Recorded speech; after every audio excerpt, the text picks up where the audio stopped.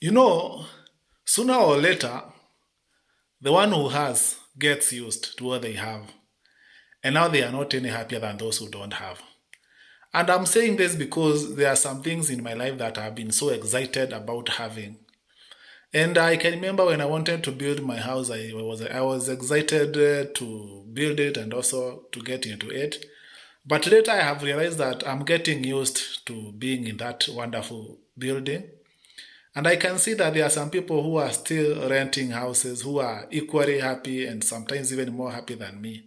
And I have seen even the time that I bought my car, I realized that I was anticipating buying the car, but later nikaenda nikanunua. And one year has gone down by and 2 years, and now I'm getting used. And then I'm realizing that there are people who are still working. And I'm not saying having a car is a bad thing, but I'm simply saying that there's an excitement that you have when you want to achieve something.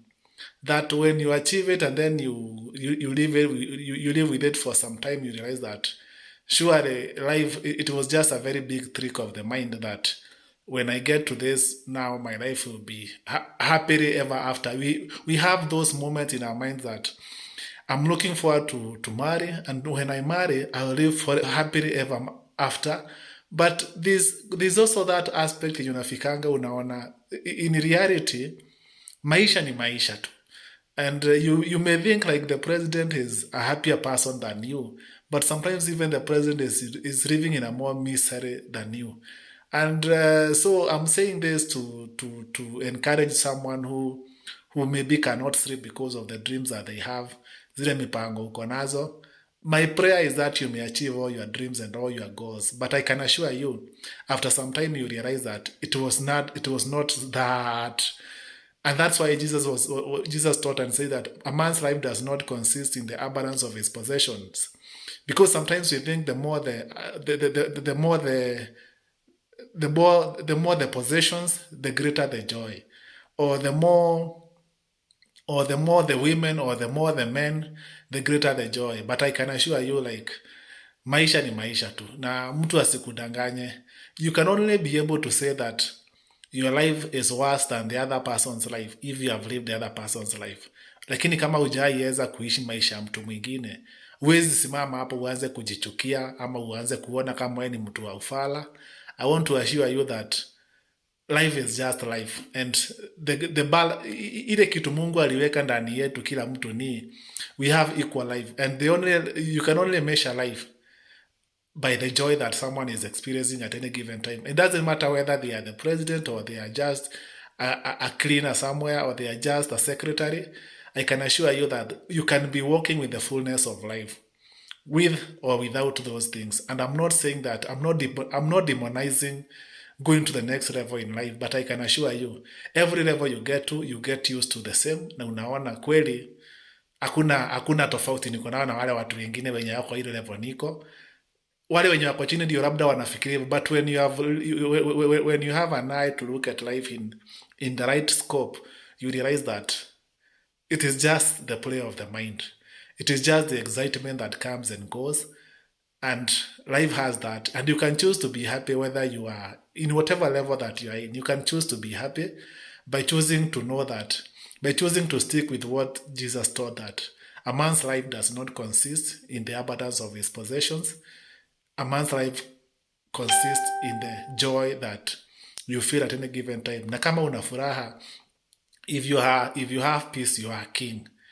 And if you have a good heart, I can assure you that you have a good life. If you have a bad heart, it doesn't matter what you have a bad life.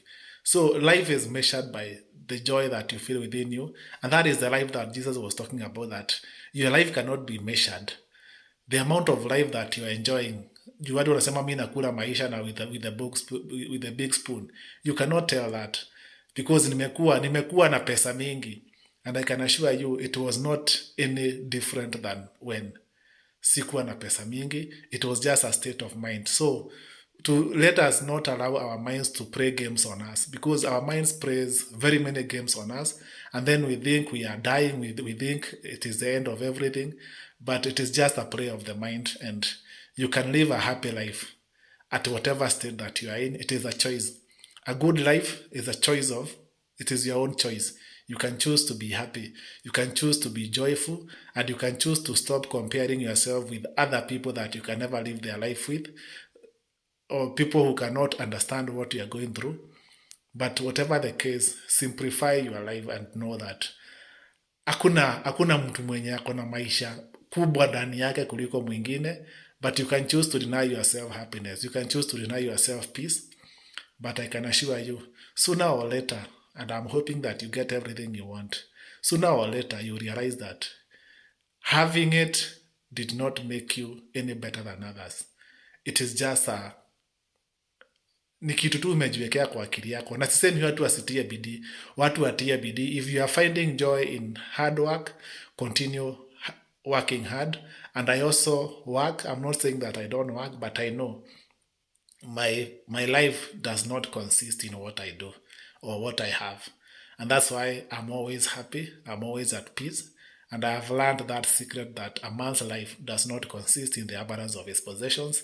It consists in the choice that you choose to be happy at any given time. Baraka, and I love you so much, and I want you to enjoy your life.